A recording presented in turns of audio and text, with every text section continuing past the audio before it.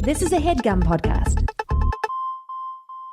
Monday, June 13th. This is a brand new episode of If I Were You that you're listening to. It's not a rerun? No, yeah, we're going to go brand new. Brand spanking new, actually. Wow, I thought we were going to do a rerun this episode. No, we've never done a rerun. Really? So, yeah, every That's why I episode thought it is was new. time. What's that? I thought it was time to do one. I guess we've done highlight shows, like Yeah, best best ofs. Yeah, so this one's not a best of. This Right. one's en natural. I thought we were just going to replay like episode 188 or something. Oh, and just to see how many people notice? Yeah.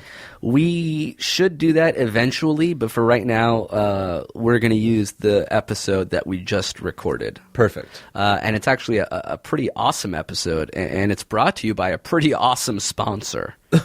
Who's that? They were with us for a bit, and now they're back at it again. Thank you to Casper. Back at it again with the comfortable mattress. Very good. A Casper mattress. That's right. Casper is an obsessively engineered mattress at a shockingly fair price. Tell me more. Well, Jake, you sleep on it. Why don't you tell me how comfortable it is? I actually love my Casper mattress, and I don't believe I would sleep on another mattress. If my mattress disappeared and I needed to get a second one, I would get a Casper. Well, if your mattress disappeared, it would be like Casper, a ghost I mattress. guess, yeah, I'd want to make sure if my mattress disappeared, I want to first make sure it wasn't a Casper problem. Right. I would look at Yelp. Yeah. And then after I deduced that it was just that I was robbed, Right. then I would replace my Casper mattress, because it's like you have the points, but it's like part memory foam, part comfortable mattress. Yeah. It combines springy latex and a supportive memory foam for a sleep surface that's got the right sink and the right bounce. You know, really nice mattresses can cost $1,500 Right. or more. So why don't you get rid of that risk? If you need a new mattress or you're in need of a mattress at all, Casper mattresses cost $500 for a twin-size mattress, $750 for a full, $850 for a queen, and $950 for a king. And I am a king, though I sleep on a queen. Even for a king-size mattress, for it to be under $1,000, and there's free shipping and returns in the U.S. and Canada. And it's like the size of a mini fridge when it shows up, and you get to unpack it. Watch the Casper videos online; they're insane. They'll blow your shit off. You try Casper for 100 nights, risk-free in your own home, and if you don't like it, they'll pick it up and refund it to you. Refund the entire price, I should say, and it's made in America. If you want a sweeter deal, and we don't blame you, you can get $50 towards any mattress purchase by visiting Casper.com/ifIwereYou. That's Casper, CASPER.com/ifIwereYou. Yeah, dude. And we know a lot of y'all are out there graduating college, moving on to the real world. Do yourself a favor and get yourself a grown-up mattress when you do it. No more Twin XL. Or they were like us, where you just had a mattress for the last 10 years and it's starting to smell and stink and sink and it's no good anymore. That was not like me. I didn't have that problem. I moved across the country and I didn't feel like bringing a mattress. That's what that was. Sorry about that. So, yeah. The promo code, once again, is Casper. I resent. You think I'm sinky and stinky and smelly and disgusting. Saying it's a possibility someone out there is sleeping on a yellow. You said like stinky. us. Lumped me in with them. Casper.com/ifIwereYou. Thanks, Casper, and thanks to you guys for supporting our advertisers. Hey, and thanks to you for embarrassing me on a national public radio. What do you think this is? You think this is fresh fucking air, dude? And I thought we were going to do a rerun. You think this is a radio laboratory? Ooh, can we make a podcast called Radio Laboratory? No. Okay. All right. This was a fun episode to record. Things as always, got real. Let's get started. Enjoy. If I were you, you'd be me too. I'd love to be one of your coy Jews, checking my pants to see if there's poo. Dude, wash them. It's J. Crew! Rap was crap, beat was fine. If I were you, then you would be mine. So insecure about writing this song. If you know the next lyrics, then sing along. Math. Math was crap. If you want to know why, then steal a hen. Learning shit is for nerds and jocks. Don't believe me? Ask my uncle. Green, blue, brown, and red. Go to school and you'll regret. I got 99 problems and a bitch.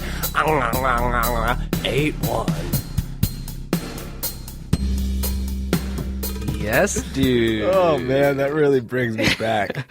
That was Jordan Boatman, I want to say. Oh, Boatman. You're a boating man. Him and his buddy Keir, K-E-I-R, I believe. Keir, Sebastian Keir. I don't know.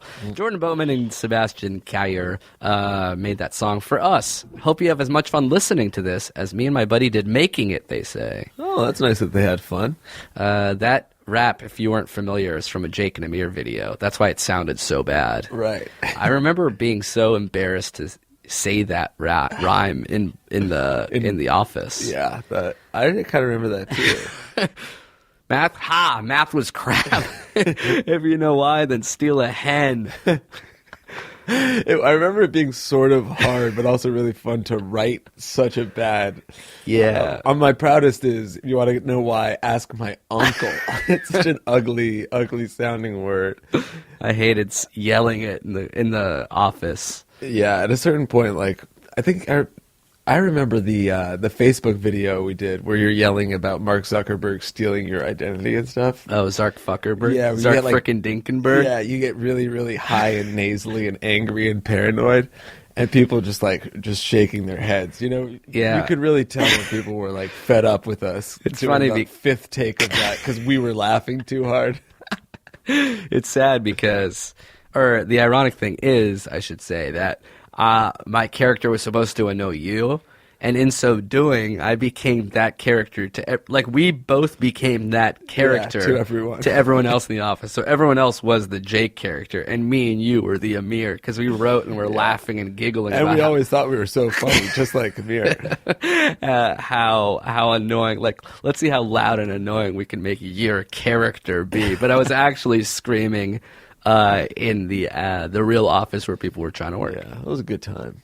I can't believe. Times were simpler. Yeah, everyone there is gone now. Everyone's dead. That's crazy. Yeah. What an insane thing that happened. A meteor struck the IAC building. Yeah. It was even meatier than that. What is it's J. Crew from? What's that? Oh. It's J. Crew. I remember Oh, he's like, stop shitting your, change your pants. Yeah. I'm like, they're J. Crew. I tell you to throw the pants away. You say they're from J. Crew, which is funny because they make reasonably priced pants. It's not like they were so expensive. Yeah. They're $59. I think I was saying, why would I throw them away? They're well-made pants. Yeah. Even though we had to destroy a pair by, I think, squeezing a chocolate milkshake through a hole in it. Another funny thing about the shit-stained khakis joke that kept on coming up, and I kept on saying, why won't you throw those away? It was partly because you actually didn't throw them away. Yeah, they were just the props that you left under your desk. I actually did shit them. Fart imitating life. Very nice. This is If I Were You, the only advice podcast on the internet.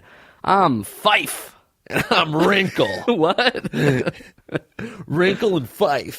It's the new bar down the street. It's a very hip, trendy. It's not an oyster bar. It's a mollusk bar. I like that. Yeah, Wrinkle and Fife. You can get mollusks and pommes frites. And walnuts that are so raw and organic you can't even eat them. And a Belgian wheat ale. A Belgian wheat egg. What is this show? It's an advice podcast. People will email us their sticky situations. They're in difficult places in their lives, seeking our guidance, our wisdom. That makes sense. We're smart. They want to know what we would do in that situation. And why do people listen to it? Great question. Jake's really fucking funny, I guess. Oh, all right. No, it's obvious that there's only one fucking reason. We both are comedians. Yeah, we're both comedians. Only one of us gets head. Sorry. Jesus. But you're getting blown on the rag. On the rag. What is it? Blown on the rag. Every girl that blows me is on her period. What a weird thing to want. This is our first episode back from NZ, New Zealand. Yeah, dude. We went to a magical fantasy land.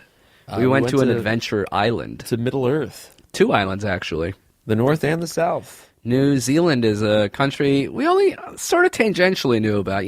Rose is from there. We have some ideas about what New Zealand would be. I'm a big fan of Lord of the Rings, so it was very nice for me to be there. Yeah, but to actually be there was kind of crazy. It was like an entire nation filled with really happy, really adventurous locals and tourists. Yeah, the expats in New Zealand are pretty interesting. Yeah, there was in Queenstown. It was like everybody we spoke to had an accent, but not a New Zealand accent. It was like Yeah. Australian or I met English. I think I met more people from Ireland and England and Australia in New Zealand. Right, or South Africa. Yeah, I mean, anybody with cool accents just goes to New Zealand. I almost feel like it's the rest of the world's Hawaii.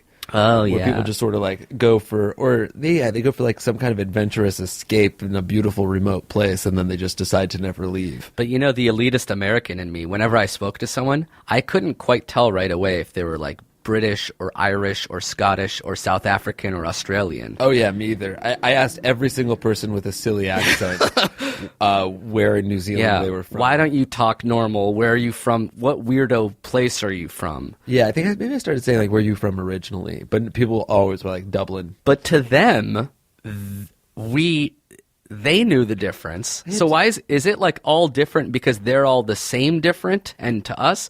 Or if you're from Ireland and you listen to an American and a British person, that also sounds the same because it's not an Irish accent. Does that make sense? Yeah, I don't know if I'm being. Do you understand what I'm saying? Yeah. Do you get it? Yeah. Do you understand the question, Let me finish? though? Can let me start? But do you get what I'm saying, right? Yeah.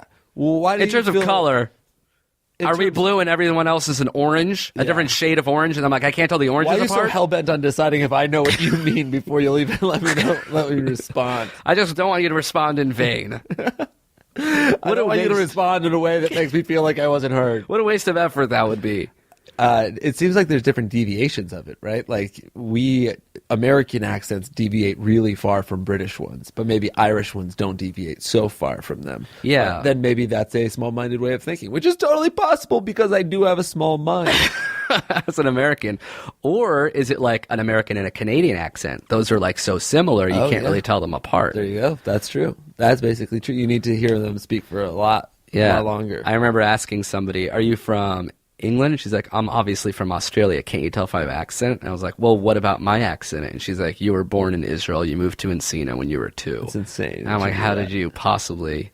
And I realized she was a huge fan. Huge fan, yeah. She had my She Wikipedia wrote page. your wiki page. Remember when we were drunk, tried to get into a bar, and the guy asked for our passports, and we only had our driver's license? Yeah. And I was so drunk that I pulled up your Wikipedia page. Yeah. And I said, look, this says that he's 30. By the way, you have to be 18 or over, so you had to think we were 17 or under, which is already absurd. And I'm like, look, his Wikipedia page says 30. You can't edit that. He's like, actually, you can. That's the point of Wikipedia, that anybody can edit it. Good point, sir. I will go home. Yeah, I still was drunk enough to do that. But beside that, New Zealand was insane. I'm not talking about nightlife. I'm talking about the death-defying stuff we did. Yeah. And, oh, man, like the epic beauty of New Zealand. Yeah. It's gorgeous. I thought we'd spend most of our times in cities, but we were actually all over the place. No. It seemed to me like Iceland met Australia or something. Right. It seemed very remote and isolated. Like, And- sometimes but, we like- would get out of our car and just stand on the side of a road for 10 minutes and nothing Nothing happened. would happen. But then it's also like geographically and geologically kind of insane. Right. Stuff that you would never see, like lakes that were so blue that didn't really make sense. They looked like they were photoshopped. And then this is the last thing that I will say about it. Well, no, it's not. But anyway, when we went to Australia, we like flew around the world, but we like planned it for months. Right. For New Zealand, we got our ticket basically 48 hours before we left. We weren't 100% sure that we were even going. Right. It was a very last-minute, spontaneous trip. Yeah, it was, and all of a sudden we were just like popping an Ambien on a plane and waking up On the other side of what seemed like the galaxy. Yeah, and Shout out to Air New Zealand for bringing us. yeah, gracias.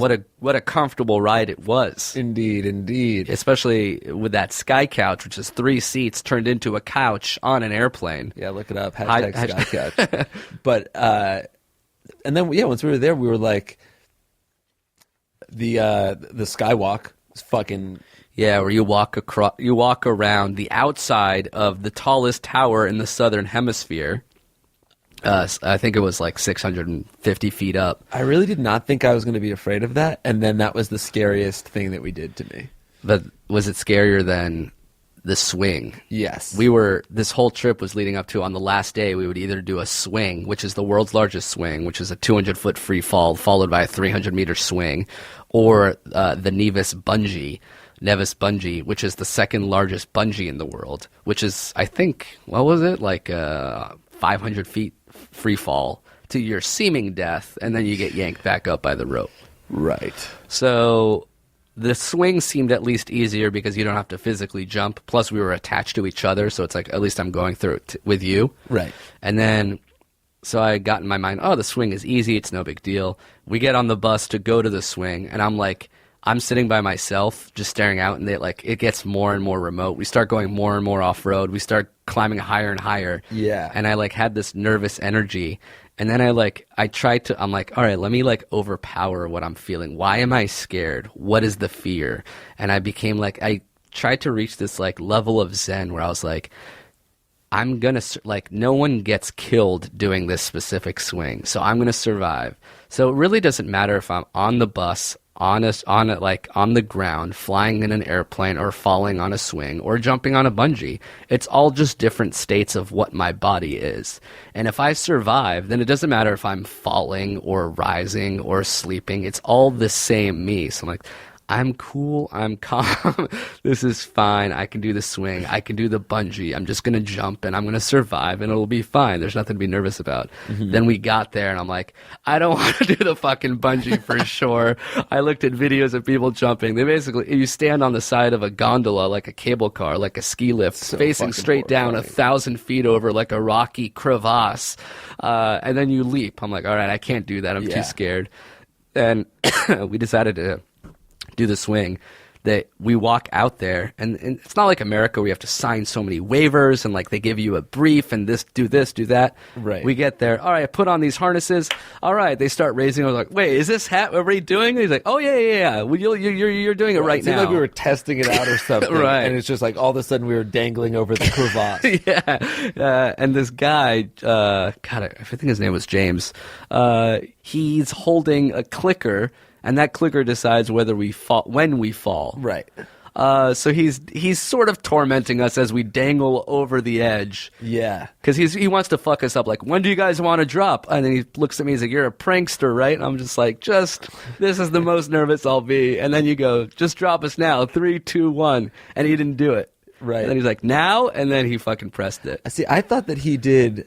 He was like, "When do you want me to drop you?" And I was like, and I said let's count down 3, 2, 1, and I wasn't saying 3, 2, 1 drop. That was the countdown. It was a you wanted suggestion. him to count it down. I was like, let's do 3, 2, 1, and in my head, as soon as he heard 1, he pressed the button. You can see the video on my Instagram and on our Facebook page. Oh God! Nervously smiling for a minute and a half while we dangle over the edge. Yeah, I see. I was happy, nervous. That one felt like a roller coaster. Right. When I was on top of the Sky Tower, I was I was miserable. You wanted the ride to end. Yeah, because the swing happens instantly and it's over in 10 seconds. And this entire time you're just walking on a 2.5 foot long sidewalk thing around a sheer drop. And one of the challenges that they make you do is stand on the edge and look down. Right. And the other, every time I was standing still, my knees were trembling. So I really felt off balance. And a gust of wind could just pick me up and hurl me off. And I knew I wasn't going to fall, but I just didn't want to fucking die. Deal with it a little bit. And you do a lap around the whole thing, but it lasts 15 minutes. So we would walk, and I would feel good when we were walking. If we could have just got out and walked around, I would have been fine because my adrenaline would have been pumping. Right. But it basically it let me settle and just be fucking horrified. And you never reach the relief because you just walk around and it's the same level of scared. Yeah. Either way, we want to go back to New Zealand in their summer. Maybe when we go back to Australia in our winter, their summer, we can parlay it into a longer New Zealand trip. Yeah, because we've met a lot of cool people in Auckland and Christchurch and Queenstown, and we want to go back and do a show. Oh, that would be really fun. Hell yeah. Actually, our first question is from somebody from Australia. Oh, there you go. So if we can have an Australian lady's name, I can read this email. Australian lady's name. Nicole Kidman? She's Australian. Yeah. Nicole Kidman writes, "I'm a young lady from Australia seeking advice in regards to a situation I am in, or or just to listen to in an answerless discussion from a couple of unbiased individuals. We could do that. Yep. So a couple weeks ago, I slept with a mate.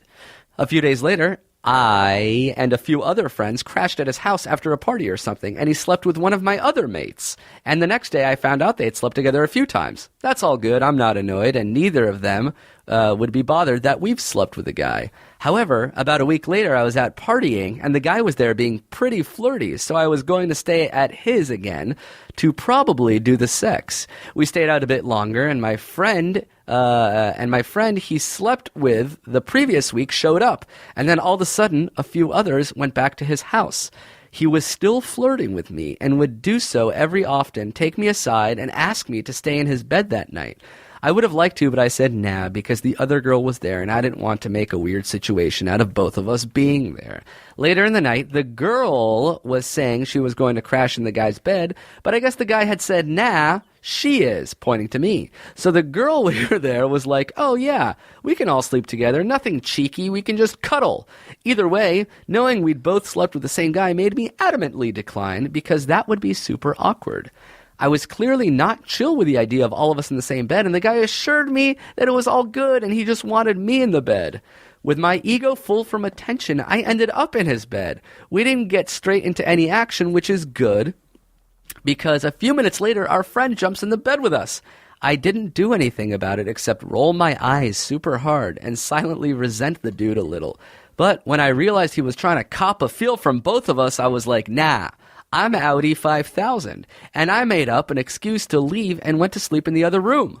Shortly after, the dude comes back to apologize for, quote, being a dick, and said he'd quit the funny business and goes on a little rant about how he doesn't even want the other girl there and she should leave.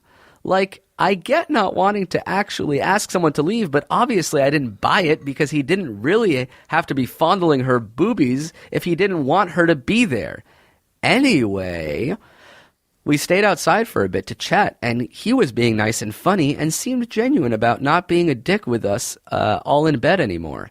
So we went back to his room, and what do you know, he gets straight back into the funny business. But I had to get up for work soon, so I wasn't there for long. Side note, I ended up staying at their house longer because I hated my job and ended quitting. Anyway, we all laughed about it in the morning with some friendly mockery of each other. Oh, and I slept with him in the morning too. It just ended up happening. Then I found out that I slept with him right after he had slept with our other friend, like literally 20 minutes after. And I found out because he had said, "How did the other girl's vagina taste?" after we did it. Great.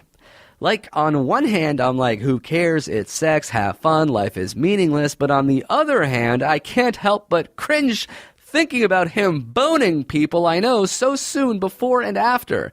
It's like some weird friendship sex roster that rotates until he comes. And that doesn't sound very feminist. I guess I'm asking if I should have sex with him again or nah. Like, I think I want to have sex with him again, but am I just going to feel super uncomfortable about it and not enjoy it? I don't know, man. Life is hard. Love the show. Cheers, Nicole Kidman. Wow. Okay, a lot to digest there. You got the gist? I got more than the gist. A drunken guy is trying to have a threes. Yeah. And then the best he can get is some sort of staggered threesome where he has sex with two ladies but 30 minutes apart. Right. I guess, first of all, the first girl, it sounds like she was down to have the threesome. Oh, yeah. Because she, like, comes into the bed and is getting fondled and like, not moving. She's down. He's down. This email writer not down. What I don't understand is this guy, is he like the hottest, coolest dude in the world? Because his behavior to me is, it makes, I mean, clearly the answer is nah. He seems deplorable, but she keeps giving him a second chance. Yeah, he's had like, in this story alone, I think he had 48 chances and also fucked everybody. Yeah, multiple times. Then he also bragged about it to the girl that he fucked, and now he wants... How does her vagina taste is like, nah forever. Yeah, and now she's like, I might as well keep doing it. And part of me is like, hey, if if she's feeling this casual about sex, then more power to you, like as long as you really don't care. But she does say that she can't help but cringe, and it sounds like she's a little upset, and she has enough of a sense of self-worth to get out of the bed in the first place when he's being shady. So I don't know why she goes back the second time. It sounds and like then sleeps with him in the morning, and is now considering sleeping with him again. Well, there's two types of walking away. There's walking away being having your mind decided, and then there's walking away hoping the other person will chase and beg you to come back. And then when they do, you're like, all right, fine. It's like when you break up with someone, is it for real, or is it you're just saying that because you want them to fight for you? It sounds like this girl is still attracted to the guy, so much so that he can disrespect her a good amount of times, and she's still down to cuddle. You know what? I've decided. This is my the end theory. Is this guy is not worth it? I think sometimes people think that there's not that many people in the world, and they're like, oh, this guy's really cute and I like having sex with him, and sure, he tried to force himself into a threesome twice, made me feel very uncomfortable, had sex with somebody else, and then immediately fucked me and then teased me about it.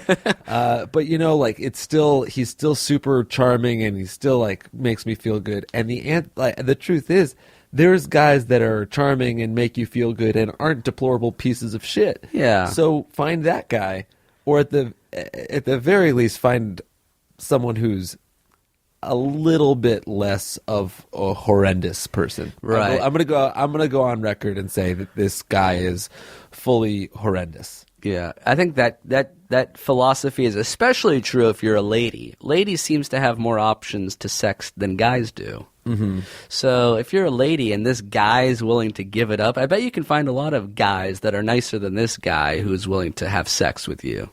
Yeah, and start telling all of your friends the shitty, gross things that he did, and maybe that will make him ostracized and teased out of your community of friends, and he'll have to change his ways. Oh yeah, if anything, think of it as doing him a favor, because then when you tell him, oh, I'm not going to sleep with you again because you did something really bad, maybe he'll actually learn his lesson. But if you sleep with him, then he'll be like, oh great, time to keep acting like an asshole to other people. It doesn't really faze me in any way. I'm still hooking up with babes. So that's the positive reinforcement I need to keep going. You want to break that cycle of behavior. So you're helping yourself, but you're also helping him. You are an Oprah of yourself. Who, me? No, her. I've never been called an Oprah. That's kind of cool. It's kind of like a billionaire, wise little talk show hero of sorts. Yeah, I guess I am an Oprah. I wasn't talking to you. You get a compliment. You get a compliment. I'm not talking about you. What's You're that? not Oprah. Who am I? Amir Shmuel Blumenfeld. Ricky fucking Lake. Who the hell are you? All right, we're about the halfway point. Let's take a break now. Thank a few more sponsors. Then we'll be right back with more If I Was Ye. We're changing the name of the show, If folks. I Was Ye. Hell yeah! This episode is brought to you by BlueApron, dude. Yes, dude. Love it. BlueApron's mission is to make incredible home cooking accessible to everyone. That's right. Even fools like me and Jake were able to figure it out. They send you ingredients to create meals with specific portions. Everything is healthy. Everything is unique. Everything is easy and fun to make. And suddenly, before you know it, you know how to cook. So you eat the food, and then you look down at your hands and you say, holy crap. I made this. I did this. And I am better than anyone. Blue Apron has relationships with over 150 farms. The seafood is sourced sustainably. The beef is raised humanely. The pork is raised naturally. Everything is delicious. Everything is sourced sustainably. You cook together with your friends or loved ones. You save money because it's only $10 per person per meal. And you can have delicious stuff like spicy Korean rice cakes with snow peas and pea shoots. You can have New England-style salmon rolls with roasted potatoes and chives. You can have sweet chili ponzu catfish with green beans and Say that coconut again? ginger rice. Sweet chili ponzu catfish. Say it one more time. Sweet chili ponzu catfish. 3 more times fast. Sweet chili ponzu catfish. Sweet chili ponzu catfish and sweet chili ponzu catfish. I'm Say it done. one more time really I can't fucking do this. slow. Sweet chili ponzu catfish. I don't Slow like. it down. I don't like this anymore. I don't want to say it anymore. Sorry about that. Oh, thank you. And remember, not all ingredients are created equal. They only use fresh, high-quality stuff that tastes better and is better for you. So, learn how to cook. Do it affordably. Eat delicious food. It's all part of BlueApron.com. And if you go to BlueApron.com/IfIWereYou, you get your first 2 meals free with free shipping. So check them out. It's a fun little, it's a hobby that will feed you for the rest of your life. It's BlueApron.com/IfIWereYou. If I wear you? No, if I were you. That's murder. No, come on, man. I was putting a little accent on it. I'm sorry about that. I thought it was funny. This episode is also brought to you by Headspace. Yes, dude. How would you like to have some peace of mind? I would love that. Would you say you suffer from fear or anger or stress or anxiety or depression or sleeplessness? I'm sure I suffer from one of those. That's right. And most people do. All those problems begin with your head, and they can wreak havoc on your life, but it doesn't have to be that way. You know what helps? Meditation. Right. And meditation is one of those words that you see buzzed around recently. You don't really know what it means. Yeah, and you sort of reject it immediately. Yeah, Like, like, I don't need too any of that logical. new agey, Yeah, Eastern hippy-dippy medicine. bullshit. But Just give me a Xanax and I'll relax. A Xanax and a white wine. Well, tell you what, you're killing yourself slowly. Sorry, go ahead. meditation is the best way to deal with this stuff, and Headspace is meditation made simple. We're talking about guided meditation, and millions of people already use it for free right now. So if you download the free Headspace app and begin their Take 10 program for 10 days of guided meditation, you can do so at headspace.com/IfIWereYou.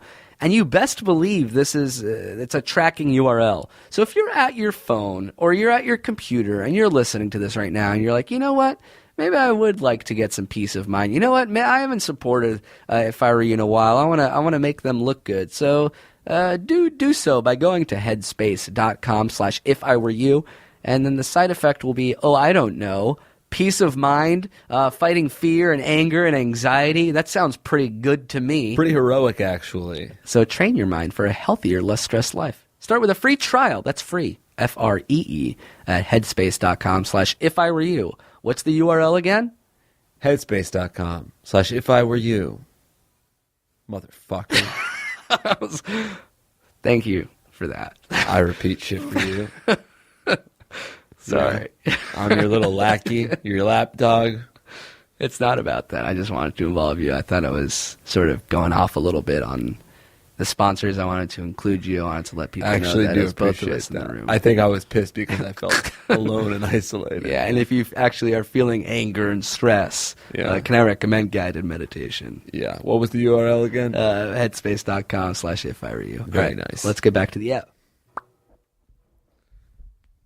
And we're back. How's your back? It's actually, I injured it. Oh, I'm so sorry. I've got a couple maladies these days. For example, my back hurts. In addition to that, I have a finger injury. And furthermore, I actually have a sliver in my right hand that I can't get out. Additionally, my heel. Your heel still hurts. My heel hurts, yeah. And lastly, that's it. My heart. Arrhythmia and a lingering cough. I guess, I have a little bit of that, the phlegm thing in my You have nose. strep nose, which was not nose. even nasal scoliosis. Yeah, and the heart thing is really more of I feel dejected and sad about my failing body. And also, I do have a heart murmur. It's always murmuring. Yeah. I'm gonna die. Oh, it's literally murmuring English. My heart, it murmurs to me. It's amazing. Yeah. It used to whisper words of encouragement. And now, discouragement. My heart often discourages me. I wanted to talk about a new HeadGum podcast. Super excited about bringing on. It's not out yet, or at least the second season isn't out yet. Yeah. The show is called My Dad Wrote a Porno. And I know some of you know about this show already, but some of you don't. It was a huge hit in the UK and in America as well. Hundreds of thousands of listeners, actually. Yeah, I believe over 1 million listeners. We're very proud to have the show on our network. This is it's a big show. one. It's a marquee show, frankly. It's a marquee. It's a tent pole. It is a flagpole. We're the opening act, is what I'm trying to say. Jake and Amir opened for My Dad Wrote a Porno. And the podcast is about I'll say this. Jamie, who lives in England, discovered that his dad wrote a dirty book. Right. And thankfully, he asked upon his friends, James and Alice, who's part of BBC Radio over there. They read through the entire first season, as they say, was them reading the book chapter by chapter, stopping, pausing to make fun of it because it's absurd. It's insane. And the way they make fun of it is very, very funny. So the first season is available right now. It already came out last winter. And it was such a hit that they're bringing it back for a second season. And that second season is going to be on HeadGum. Hell yes. So you could actually... you can listen to their last episode that they just posted, which is a best of, just to get you hooked. But you really ought to go back and listen to the whole thing. Listen to the first season, and that'll get you ready for season 2. We're like telling you about Breaking Bad in season 2, right? Right, and you can listen to it and catch up. And there's still time. Don't let it leave you in the dust. And we are going to be playing a 3 to 5, let's say, minute highlight of that best of book 1 at the end of this episode. So if you don't want to subscribe and go there, take our word for it. All you have to do is continue listening to the end of this episode, and we're going to give you a sample, a taste of My Dad Wrote a Porno. We assume you'll like what you hear. We assume you'll want to hear more. Please do check them out. Please do listen to them. We think it's really great, and we're excited for Season 2, which comes out on the 4th of July. Fuck yeah. Ironically enough, Independence Day. The day we stole ourselves from them is the day they released their second season. What a slap in the face that is. They for them own us now. They steal that day back. That's our day. These red coats. For them.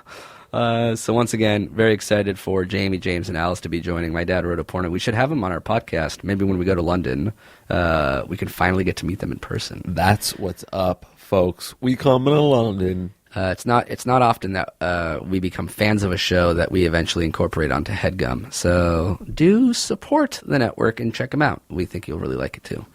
So that's going to happen at the end of this episode. We should say that we do also have many shows coming up, one of which is in Los Angeles, one of which might already be sold out in Los Angeles. It's a 21 and over show at a bar. And it's small. Yeah, there's only 100 seats. That's an intimate shit right there. That is really intimate. It's going to be an intimate show. It's at Resident. We're going to put the URL on ifiwereyoushow.com. Hopefully there's still tickets available to that. Hopefully by the time this episode comes out, Monday, June 12th, there will be tickets available finally for our shows in London. Or sorry, Dublin. London is available. We're part of the Dublin Comedy Festival on July 27th, 28th, or 9th, or maybe 28th, 29th, 30th, I thought. 28th, 29th, 30th. Unless 30, what's the last day of whatever? Fuck it. It'll be online. Yeah, it'll be online. Fuck it. We'll do it online. And then we're going to be doing one show in London, one show in all of England, which is going to be in London on Tuesday, August 2nd. Over halfway towards a sellout there. Not a lot of tickets left, so snag them while you can. That one's going to be the opposite of our LA show. It's going to be a big frickin' party. It's going to be a big deal. It's actually a really big deal. It's our not our homecoming because we're not from there, but what's it called when you go back to a place? Our triumphant return. Yeah, that's right, a triumphant return. So Los Angeles, Dublin, and London. Live shows, tickets available still at ifiwereyoushow.com. All right, you want to answer some more cues? Yes, I'm ready. Me too's. This time, baby, it'll be Bully Crew. I quit the podcast. Bully Crew writes, I'll be starting my sophomore year at college where my girlfriend and I attend. We love each other and will do anything for each other. I have one problem, though. I don't know how to please her. She has done everything to please me, even the really kinky fetish stuff. Face sitting, smothering, asphyxiation, etc. We're very open to what we like, and that's why I Is don't... that all one thing? Sat on my face, smothered me, and asphyxiated me. Yeah, it seems like it's all part of the same family. We're very open to what we like, and that's why I don't know how to please her because she doesn't even know. I feel bad because I know what I like, but she doesn't know what gets her off. We have no friends who have experience with this because we go to a Christian school and everyone here is a prude. Even though my girlfriend and I are saving ourselves from marriage, we are open and like to experiment in getting each other off. Since I'm uneducated on what can get her off, what are things to help her find what she likes without intercourse? I want our sensual sessions to be equally focused on each other instead of just me. Huge fan. Thanks for answering. Bully Prue. Bully. Prue. Oh, my God. Where were you? So, in the eyes of the Lord. God. Yeah, God, our Lord and Savior. That's right. You can't fuck. The Almighty. He doesn't want two people fucking before marriage. That's However, she can sit on his face and fine. choke him Heaven and is good. asphyxiate Yep, him. still into the pearly gates. Any kinky, wacky, crazy yes, shit. welcome to Kingdom Come, baby. I don't think that that's how religion works. Isn't it like, if you're really religious, don't they say like you're not even supposed to like do shit to each other's asses? It's all about like just fucking to procreate. I think at one point in Deuteronomy or something, they say that face sitting and smothering is okay. Really? But you can't do anal or pussy stuff is what the quote is from the Bible. Yes, I think believe it was is Moses. John. Yeah, who said, and he begat Matthew, and he begat Josiah, who sat on Ruth's face, who smothered Ruth's butthole, but did not do quote pussy stuff to her. For he was allowed into the heavenly gates after he had passed. Right. Now, in the Old Testament, I think that there is the Abraham, Isaac, Isaac, Yeah.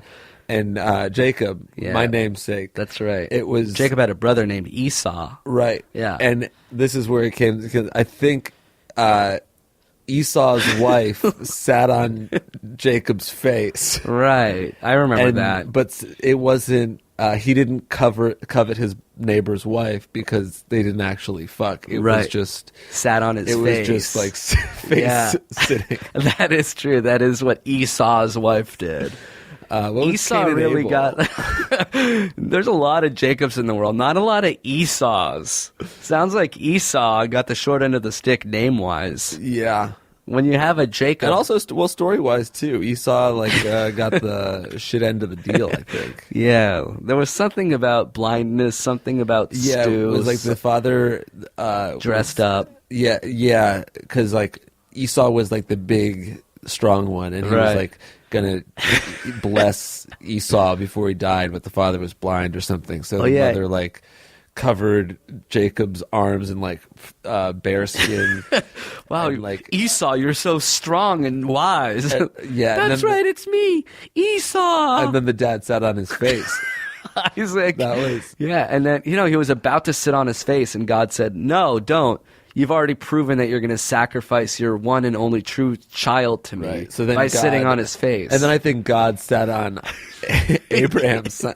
There was a lot of face sitting in the Old Testament. That's what Numbers was about. It goes Genesis, Exodus, Leviticus, Numbers, Deuteronomy. Right. Numbers refers to the amount of times that God sat on Esau's face. And if you think about it's all monotheism. So if I don't know if you've read the Quran at all. I have read the Quran. That's right. Yeah. Okay. Well, the Prophet Muhammad. Yeah. Let's stop right there with this. I just think that there is no God and you can fuck your girlfriend. I'm sorry. That's one way to think of it. Let's just if we're already experimenting to the point of you guys choking each other, your parents would honestly rather you fuck than die of asphyxiation. Mother, worry not, for I only choked her and sat on her face. God, man, like, did you try going down on her? I hate to ask like the easy question, but did you try fingering her and going down on her? Or is that also or, like massaging her clit or something? Or is that also against the God thing? Or was it all just her sitting on your face and choking you? Yeah, maybe when she's sitting on your face, you can squeeze your nose in there, so it's almost like you're fucking her a little bit. Or dry hump. You could dry hump. Oh yeah, just rubbing genitals over pants. Yeah. As long as, like, is masturbation cool? Mutual masturbation is definitely a thing. Is it still dry humping if you ejaculate? I think it is because, like, the moisture, the wet humping isn't like, oh, people coming. It's like the bodily fluids actually exchanging. Yeah. So underwear humping, ejaculating, but within the underwear is dry hump. I would call it dry humping even if like, I was naked and I was, like, grinding against somebody. And then you ejaculate? Yeah, because if there's not actual penetration. I would think naked is not. It's a. What do you call that then? Sex? Moist humping. Yeah, there's dry humping. Good luck with that, moist. bro. Good luck with messaging your Tinder dates. Hey, you want a moist hump? Well, that's my bio. I don't have to message them. All right, that's actually pretty chill. Yeah. How do you spell moist? Because I don't want French people to read it as moi. Where were we? Oh, right. Vilifying religion. Mm-hmm. Back at it again with the nihilism. Yeah, we don't know what they're doing. I feel weird telling you to go against your faith, but at the same time, it seems like you're finding loopholes in the Bible. Maybe there's one that allows you to fuck with a condom on. Yeah, come on. Oh, I didn't touch her. I was touching this rubber. For he was only. I can fuck a tire, can't I? I know. Like when I was growing up, there was like religious kids that like at least said they were fucking in the ass because it's like, oh, you can't like it's not sex. I'm still a virgin because I only had anal. Right. Like, I don't think religion's working on you, Ben. You're not actually very pious, are you? Yeah. Whatever gets you to think you're still going to go to heaven is fine, I feel like. Like, the whole point, it seems, is, like, to get you to be a good person. Yeah, but, like, gee, as long as you're pretty good, like, what are you really going to go to hell with, like, the murderers and the rapists, and you're, like, and the killers are all like, oh, what did you do? And you're like, oh, I actually had premarital sex with my girlfriend. Punches him in the face. Welcome to hell. This is hell for me most of all. All right, fine. I also shoplifted. That's why I'm here. Christ.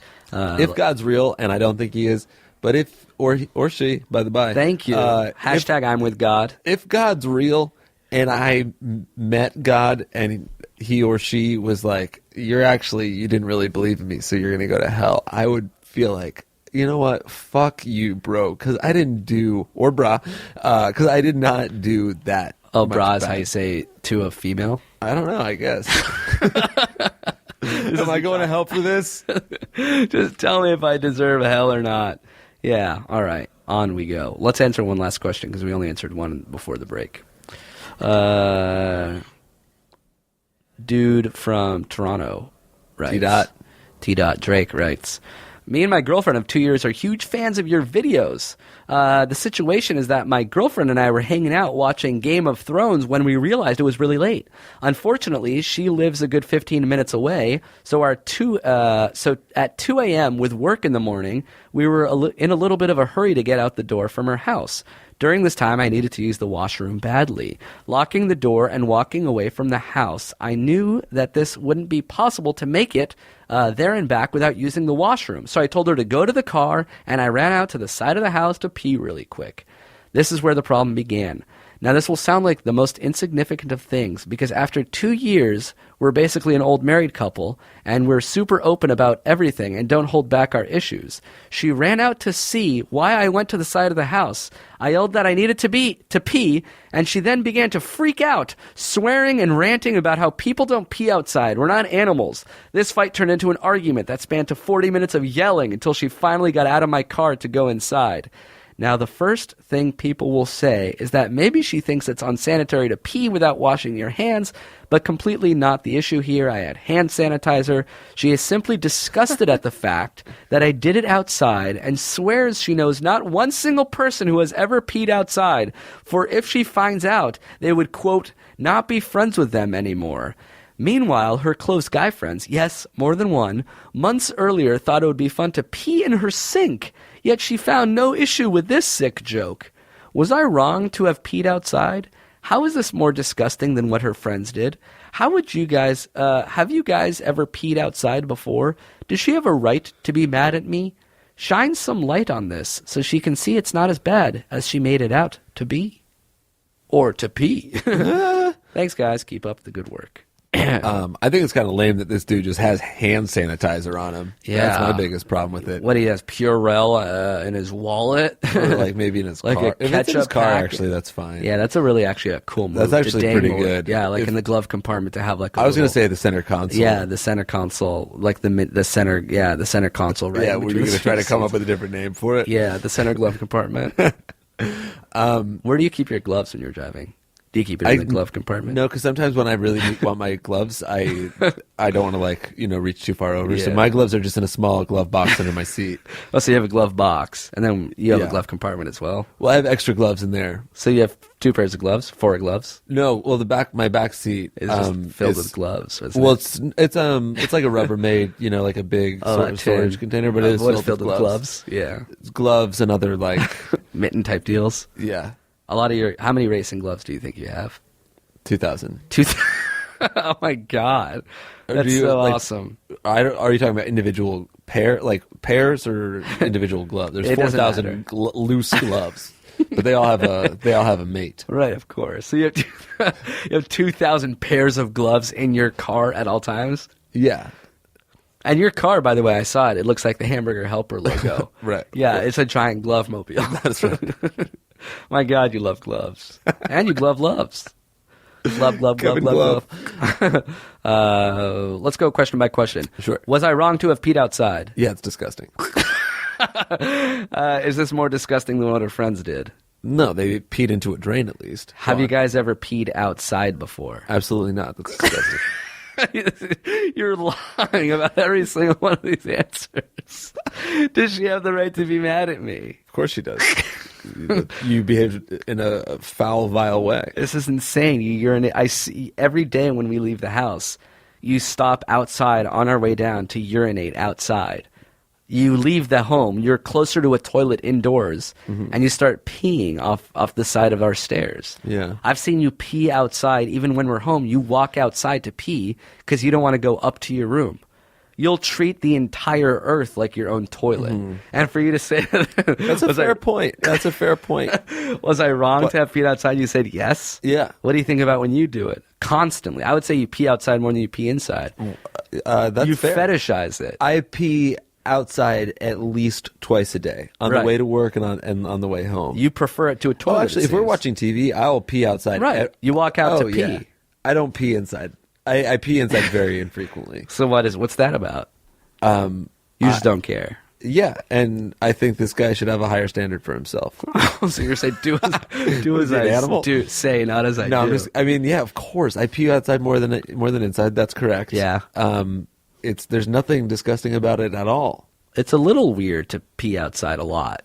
I wouldn't say it's bad, but it's definitely not bad what he did to do it once. But the fact that you pee outside, like you'll pee outside. I prefer it. I prefer Yeah, it you're outside. inside the house and you walk out to pee. Yeah. I would say that's rare.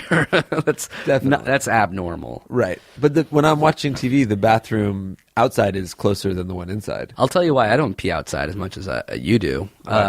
There's a lot of splashback, and when it diminishes, when you're done with it, it lands in between your shoes. I don't know where that pee is going. Yeah. I'm sure there's a lot more pee on your Well, shoes. no, I pee off a ledge.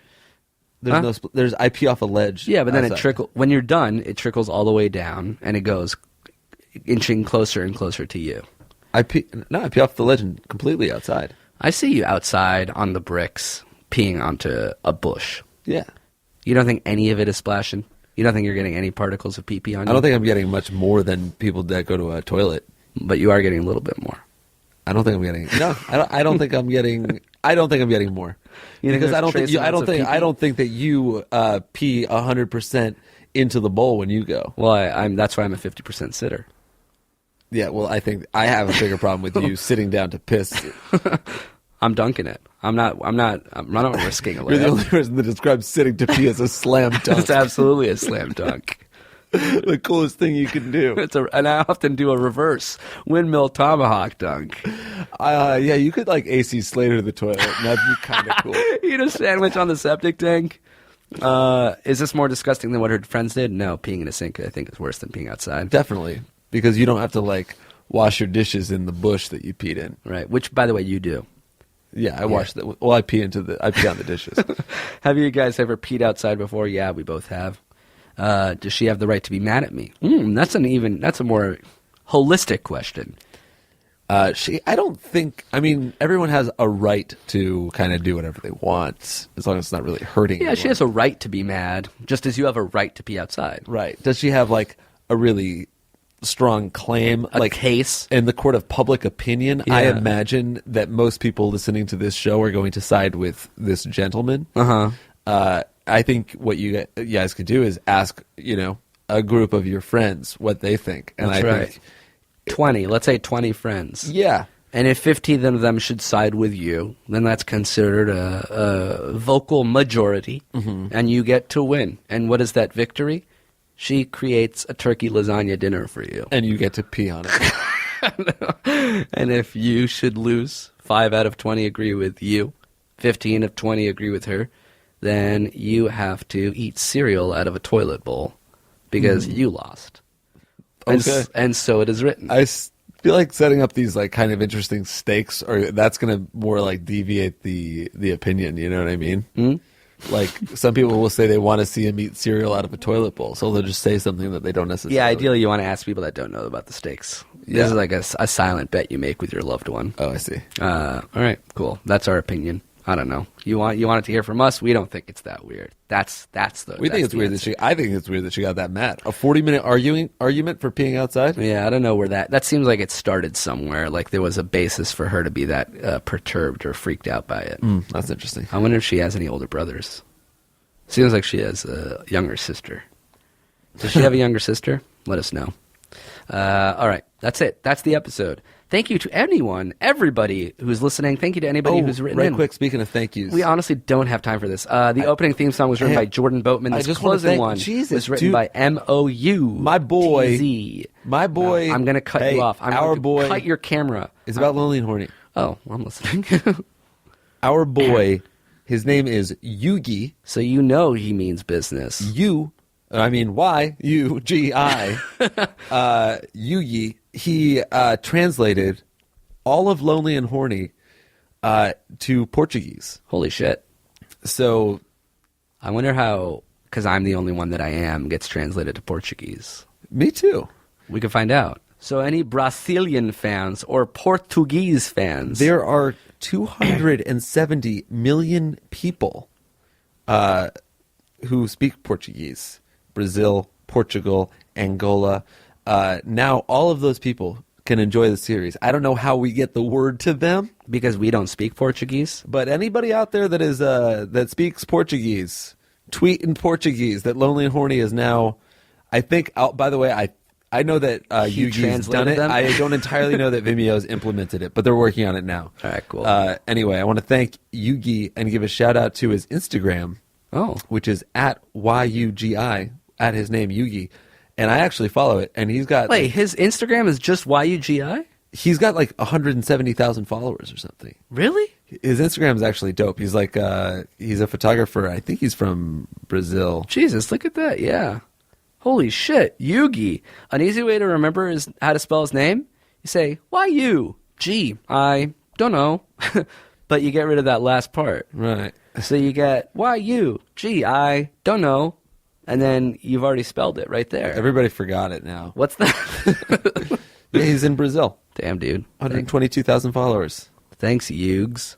And thanks, you guys. Thanks, Yugi, and thanks, you guys. It's just a little audio joke for you guys. I liked it. The opening theme song, again, was written by Jordan Bootman and friend. And this closing one is written by Michael Moutsoris, but his moniker is Moots, M-O-U-T-Z. Go to soundcloud.com/Moots. Moots, baby! We'll be back very soon, a week away. Again, stick around after the theme song for a taste, a little amuse-bouche. What's the name of the chocolate they give you with a receipt at really nice restaurants? A chocolate. Yeah. State It's a truffle. Yeah. Yeah. A little truffle treat at the end of this episode, which is taste, a sample of My Dad Wrote a Porno, our newest HeadGum podcast. New season coming July 4th. And we'll be back next week. Later, guys. What would I do if I were you? I'd probably write an email to Jake and Amo. If I were you, I'd tell you what I would do. I'd send an email to a coin diva or two. Cause while they circle jerking, they're just telling you exactly what it is that they would really do. If I were you, sure, they'll tell you everything you needed to know. If I were you, show.com. If I were you, bring it home. Belinda blinked. It wasn't a dream. The job interviewer had just asked her to remove her jacket and silk blouse. What a great dream that would be. The managing director across the desk, who had innocently brought her through from reception, smiled and nodded at her. Slowly, with the hint of a tease, Belinda removed the two garments. Her black brassiere was doing overtime to contain her full breasts. Okay, right. Let's pause for thought. Let's stop there. Why is she wearing an ill-fitting bra? I don't think that it's ill-fitting so much as her breasts are so ginormous that it's working hard to contain them. It's working hard, though. It's not failing. It's in overtime. I've got this image... I've just got this image of them kind of, I don't know, spilling out Kind of over muffin the top situation. Yeah. Bulging. Also, love the use of brassiere, because bra, not as sexy as brassiere. I mean, to me, so far, nothing's been sexy, but... What are you talking about? She blinked right at the beginning. Her black brassiere was doing overtime to contain her full breasts. She had worn this one for today, as it was tight-fitting on purpose. She never thought it would be exposed in such a simple way. Pause. So it's been exposed in a simple way. The only way to expose something, by taking away the thing that has concealed it until now. I mean, I think maybe he's getting at the fact that, you know, it wasn't an elaborate situation that got rid of the garment. She was asked to do it. She did it. It was simple. She's just sat there in a bra. This is just bizarre. The MD got up and took her blouse and jacket. He hung them onto one of two elegant wooden coat racks in the corner and sat back down. What next, Belinda thought. The interviewer resumed his questioning of her CV, and after about 5 minutes, asked her to remove her knee-length skirt. Belinda stood up, removed the offending garment, and passed it with some surprise to the MD. Surprise! She's removed everything else. Why is she not questioning any of this? Why does she not... The offending garment. She's got a skirt on. Underneath, she was wearing a skimpy black thong and sexy black stockings, which she didn't apologise for. The number of times I've felt the need to apologise and I just haven't about my skimpy underwear. After all, she was an upmarket woman. I mean, we've established this. Every upmarket woman removes all of her clothes in a job interview. Belinda has class. That's what we're getting She at. does. She's a classy lady. She sat down again and crossed her long legs. She knew they looked good, but she really felt she wanted to keep her private pussy area hidden. I'm sorry, what? That's like 3 words for the genitals. Her private pussy Private area. pussy Also, area. what's a public pussy area? And also, what's area? How much land does that cover? A private pussy area. That could be from knee to hip. Belinda leaned back on the white leather seat and started to gently sweat. Erotic. Oh. Nothing sexier than a sweaty lady. After a further 10 minutes of questioning, the MD got up and walked around to Belinda. He gently pulled her stockings down to her ankles. He removed her bright red high heels and stuffed the stockings inside them. Oh my God. They were placed under the coat rack by the interviewer. Belinda was now feeling exposed. Because her socks have gone. She's now exposed. Now she's exposed. She's a classy lady. She doesn't like those calves to have a chill. Belinda was now feeling exposed. With only a bra and thong left, she thought total nakedness was not far away. Or nakedness, as it's called. And then what? And then what? Her skin? They're going to shave her head? Shave her private pussy area. Oh my God. Well, then it would be a public pussy area. I'm starting to gently sweat now. I don't know about you. That was a HeadGum podcast.